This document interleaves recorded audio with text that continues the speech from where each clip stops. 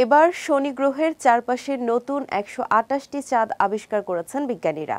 ফলে বর্তমানে শনি গ্রহের মোট চাঁদের সংখ্যা দাঁড়িয়েছে ২৭৪টি।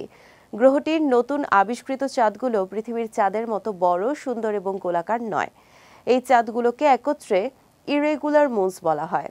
বিস্তারিত সৈয়দ নওশাদের ডেস্ক রিপোর্টে। সৌরজগতের সবচেয়ে বেশি চাঁদের গ্রহ হিসেবে শনি গ্রহ বেশ আলোচিত।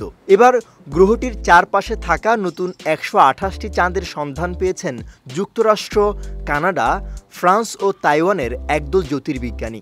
এর ফলে শনি গ্রহের মোট চাঁদের সংখ্যা বর্তমানে ২৭৪টি। আন্তর্জাতিক জ্যোতির্বিদ্যা ইউনিয়ন আনুষ্ঠানিকভাবে গ্রহটির নতুন এই ১২৮টি চাঁদের স্বীকৃতি দিয়েছে। আন্তর্জাতিক সংবাদ মাধ্যম দ্য গার্ডিয়ানের এক প্রতিবেদন অনুসারে নতুন আবিষ্কৃত চাঁদগুলোকে অনিয়মিত চাঁদ হিসেবে শ্রেণীবদ্ধ করা হয়েছে। নতুন খোঁজ পাওয়া চাঁদগুলো আকারে বেশ ছোট, সেখানে মাত্র কয়েক মিলিমিটার ব্যাসেরও চাঁদ রয়েছে। জ্যোতির্বিজ্ঞানীদের ধারণা ১০ কোটি বছরের মধ্যে শনি গ্রহের অন্য চাঁদ বা ধূমকেতুর সংঘর্ষের ফলে সেগুলো ভেঙে নতুন চাঁদ তৈরি হয়েছে। জ্যোতির্বিজ্ঞানী এডওয়ার্ড অ্যাস্টন জানিয়েছেন, শনি, ইউরেনাস ও নেপচুনের চারপাশে আর হয়তো নতুন চাঁদের সন্ধান পাওয়া যাবে না।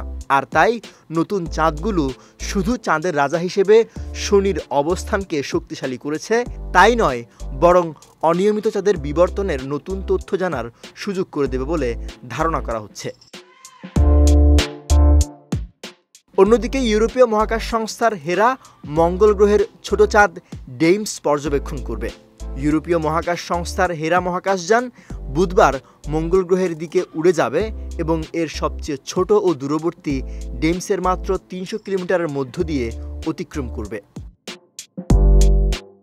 সৈয়দ নওশাদ, বিজয় টিভি, নিউজ ডেস্ক।